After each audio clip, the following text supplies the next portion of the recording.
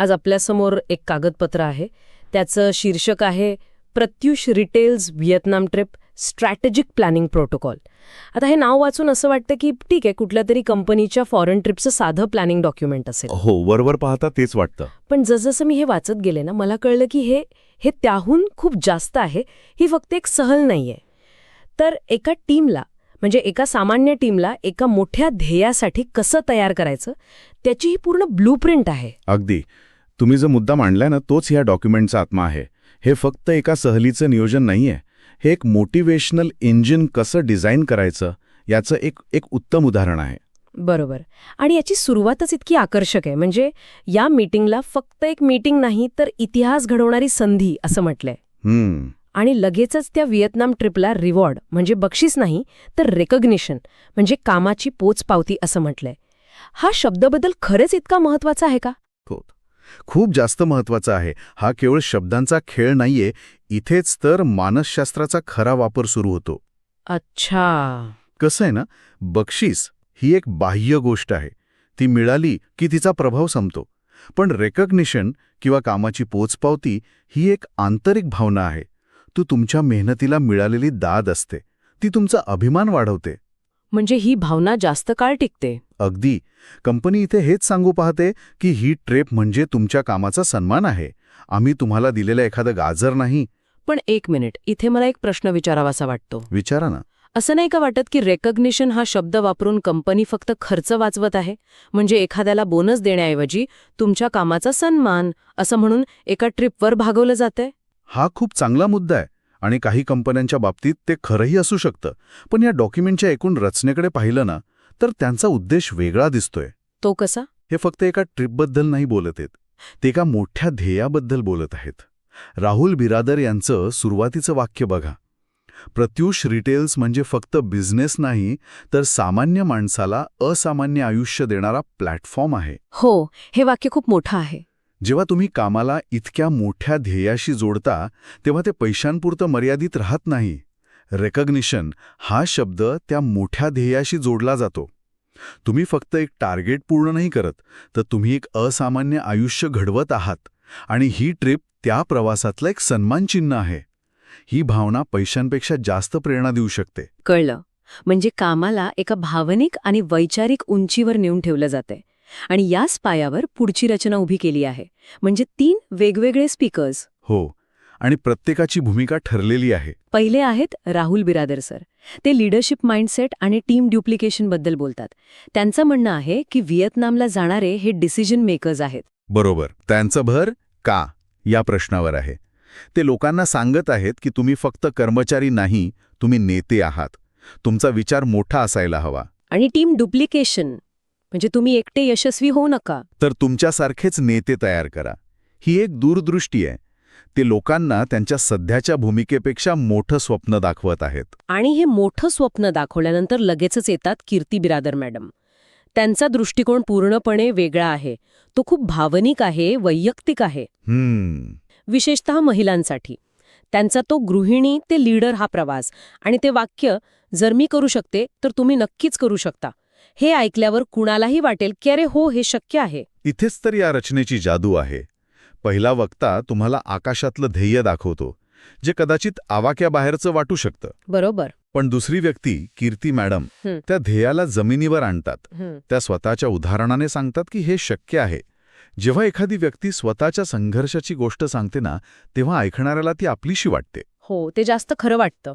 आणि त्यांनी कौटुंबिक पाठिंबा, वेळेचं नियोजन असे व्यावहारिक मुद्दे मांडून त्या स्वप्नाला एक वास्तविक चेहरा दिला आहे. हे भावनिक साथ घालण्याची पद्धत खरंच खूप प्रभावी आहे. पण फक्त भावनांनी तर टार्गेट पूर्ण होत नाहीत ना. त्यासाठी स्पष्ट आराखडा लागतो. आणि मला वाटतं तिथेच तिसऱ्या स्पीकरच्या राजेश पाटील सरांची एंट्री होते. आणि त्यांची एंट्री तर खूपच वेगळी आहे. कशी काय? म्हणजे बघा, आधी राहुल सरांनी मोठं स्वप्न दाखवलं, मग कीर्ती मॅडमनी भावनिक साथ घातली, आणि त्यानंतर येतात राजेश पाटील सर. कोणतीही प्रस्तावना नाही, भावनिक भाषण नाही. अच्छा. त्यांचं पहिलंच वाक्य आहे, ड्रीम तेव्हाच पूर्ण होतात जेव्हा स्ट्रॅटेजी क्लिअर असते. बापरे, म्हणजे आधी स्वप्न दाखवायचं आणि मग थेट एक्सेल शीट उघडायची. हे थोडं कल्चरल शॉक देण्यासारखं नाही का? तुम्ही वापरलेला कल्चरल शॉक हा शब्द अगदी अचूक आहे आणि हे जाणून बुजून केलेला आहे. असं वाटतंय तुम्हाला? हो, कारण तोपर्यंत ऐकणारे प्रेरणेने आणि भावनेने पूर्ण चार्ज झालेले असतात. आता त्यांना गरज असते ती स्पष्ट दिशेची. राजेश पाटील सर तेच करतात. ते थेट मुद्द्यावर येतात. किती आयडी, किती टर्नओव्हर, रोजचे टार्गेट काय, आठवड्याचे टार्गेट काय. म्हणजे प्रेरणा, भावना आणि कृती ही एक साखळी आहे. अगदी. पहिला वक्ता का करायचं हे सांगतो, दुसरा वक्ता तुम्ही करू शकता हा विश्वास देतो. आणि तिसरा वक्ता कसं करायचं ते समजावून सांगतो. ही रचना तर एकदम परिपूर्ण वाटतेय. हो, ही एक परिपूर्ण साखळी आहे हे खरे, पण यात एक धोकाही आहे. तो काय? समजा लोकांना कीर्ती मॅडम यांच्या भाषणाशी भावनिक जोडणी नाही साधता आली, तर राजेश पाटील सरांचा स्ट्रॅटेजीचा भाग फक्त आकड्यांचा खेळ वाटेल. एक थंड निर्जीव प्लॅन. अच्छा, म्हणजे या तिन्ही गोष्टी एकाच वेळी प्रभावी ठरणं गरजेचं आहे. अत्यंत गरजेचं आहे. ठीक आहे. यानंतर डॉक्युमेंटमध्ये पुढे काही सामान्य चुका सांगितल्या आहेत आणि त्यावरचे उपायही आहेत. जसं की फॉलोअप न करणं, टीमला प्रशिक्षण न देणं. आणि सातत्य नसणं. हो, आणि यावरचे उपाय तर खूपच सोपे आहेत. अगदी. यात काही रॉकेट सायन्स नाहीये. फक्त 3 गोष्टी: डेली कॉल, डेली प्रेझेंटेशन आणि वीकली रिव्ह्यू. ही पद्धत काय करते तर व्हिएतनामसारख्या मोठ्या ध्येयाला छोट्या रोजच्या कृतींमध्ये विभागते. त्यामुळे ते सोपं वाटतं करायला. बरोबर. मानसशास्त्र सांगतं की जेव्हा एखादं मोठं ध्येय आपल्याला घाबरवतं तेव्हा आपण ते टाळतो. पण जेव्हा तेच ध्येय छोट्या छोट्या रोजच्या कामांमध्ये विभागलं जातं तेव्हा ते सहज साध्य वाटू लागतं. आणि ही सवय लावण्यासाठी काही घोषणा पण वापरल्या आहेत.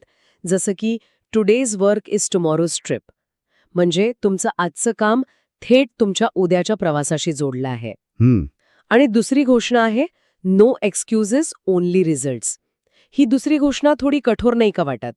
म्हणजे सभ्यांना जागाच नाही वाटते. आणि ती तशीच असायला हवी असं त्यांना वाटतं. नो एक्सक्युजेस ही घोषणा एक प्रकारची जबाबदारीची भावना निर्माण करते. पण तुम्ही म्हणताय तेही बरोबर आहे की याचा एक दुसरा पैलूही आहे. जर एखाद्या व्यक्तीला वैयक्तिक पातळीवर खरोखरच अडचणी येत असतील तर ही घोषणा त्यांना आणखी निराश करू शकते. बरोबर. म्हणूनच अशा कार्यप्रणालीमध्ये लीडर्सची भूमिका खूप महत्वाची असते. त्यांनी हे समजून घ्यायला हवं की ही घोषणा टीमला प्रेरित करण्यासाठी आहे, त्यांना दडपणाखाली आणण्यासाठी नाही. बरोबर. आणि मग येतो या सगळ्या मीटिंगचा कळस, शेवटचा भाग, कॉल टू ॲक्शन. हा भाग मला खूपच शक्तिशाली वाटला. कोणता भाग? तो जिथे सर्वांना कमेंटमध्ये I am going to Vietnam असं लिहायला सांगितले आहे. आणि त्यानंतर लगेचच आपल्या अपलाईनला म्हणजे टीममधल्या सिनियरला कॉल करून आपली वचनबद्धता कळवायला सांगितली आहे. हो. हे इतकं सार्वजनिक का केलं जात आहे? याला मानसशास्त्रात पब्लिक कमिटमेंट किंवा जाहीर वचनबद्धता म्हणतात. अच्छा. जेव्हा आपण एखादी गोष्ट सर्वांसमोर बोलून दाखवतो किंवा लिहून देतो तेव्हा ती पूर्ण करण्याची आपली जबाबदारी अनेक पटींनी वाढते. कारण आता फक्त आपला प्रश्न नसतो तर आपली सामाजिक प्रतिमा पणाला लागलेली असते. म्हणजे आता मी सगळ्यांसमोर बोलले आहे तर मला हे करून दाखवावंच लागेल ही भावना येते. अगदी. यामुळे एक सामाजिक दबाव आणि सामूहिक ऊर्जा निर्माण होते. तुम्ही आता एकटे नाहीत तर तुम्ही एका मोठ्या समूहाचा भाग आहात जो त्याच ध्येयासाठी धावत आहे. पण यात एक धोका नाही का? म्हणजे समजा एखाद्याने इतक्या उत्साहाने जाहीर वचनबद्धता दिली आणि नंतर तो अयशस्वी झाला तर? होऊ शकतं. अपयशाची भीती हा याचा एक अविभाज्य भाग आहे. पण अशा सिस्टीममध्ये सांघिक ऊर्जेवर जास्त भर दिला जातो. म्हणजे जेव्हा एखादा सदस्य मागे पडू लागतो तेव्हा त्याला आधार देण्यासाठी आणि पुन्हा प्रवाहात आणण्यासाठी टीमने मदत करणं अपेक्षित असतं. इथे वैयक्तिक अपयशापेक्षा सांघिक यश जास्त महत्त्वाचं मानलं जातं. पण हो, जर सांघिक आधार मिळाला नाही तर तुम्ही म्हणता तसं नैराश्य येऊ शकतं. आणि या सगळ्याच्या शेवटी time anyone waits for none असं म्हणून वेळेचं महत्त्व पटवून दिलंय. म्हणजे आता विचार करत बसू नका, लगेच कामाला लागा. हो, एक प्रकारची तातडीची भावना, एक सेन्स ऑफ अर्जन्सी निर्माण केली जाते. कारण प्रेरणा ही क्षणिक असू शकते. बरोबर. मीटिंग संपल्यावर उत्साह असतो पण नंतर तो कमी होतो. अगदी. त्यामुळे आताच करा, लगेच करा हा संदेश देणं खूप महत्त्वाचं असतं. या संपूर्ण रचनेचा शेवट एका शक्तिशाली कृतीच्या आवाहनाने होतो, जेणेकरून मीटिंगमधून मिळालेली ऊर्जा वाया न जाता लगेचच कामात रूपांतरित होईल. तर या सगळ्या चर्चेवरून हे स्पष्ट होतंय की हे डॉक्युमेंट फक्त एका सहलीचं नियोजन नाही, तर ते एक काळजीपूर्वक तयार केलेलं मानसशास्त्रीय इंजिन आहे बरोबर. जे लोकांना एक मोठं स्वप्न दाखवतं, त्यांना भावनिकदृष्ट्या जोडतं, त्यांना कृतीचा स्पष्ट मार्ग दाखवतं आणि शेवटी जाहीर वचनबद्धता घेऊन त्यांना कामाला लावतं. तुम्ही अगदी अचूक सारांश मांडला आहे. हे सगळं विश्लेषण संपवताना एक विचार मनात येतोय. कोणता? आपण पाहिलं की हे संपूर्ण इंजिन व्हिएटनाम सहलीसारख्या एका मोठ्या बाह्य प्रेरणेवर म्हणजे एक्स्ट्रिन्सिक मोटिवेशनवर चालतं हं, आणि ते कमी कालावधीसाठी खूप प्रभावी ठरू शकतं. हं, पण खरा प्रश्न वेगळा आहे. अशा मोठ्या ध्येयानंतर म्हणजे व्हिएतनामची सहल झाल्यानंतर ही निर्माण झालेली ऊर्जा आणि गती टीममध्ये दीर्घकाळ कशी टिकवून ठेवली जाते? हा खूप महत्त्वाचा प्रश्न आहे. या प्रणालीने लोकांना बाह्य बक्षिसासाठी काम करण्याची सवय लावली आहे. मग जेव्हा ते बक्षीस निघून जातं तेव्हा लोकांची अंतर्गत प्रेरणा म्हणजे इंट्रिन्सिक मोटिवेशन, कामातून मिळणारा आनंद, समाधान, स्वतःच्या प्रगतीची भावना ती जिवंत राहिलेली असते का? की त्या इंजिनला चालवण्यासाठी नेहमीच एका नवीन, चमकदार आणि मोठ्या ध्येयाची गरज भासते. अगदी. हा विचार करण्यासारखा मुद्दा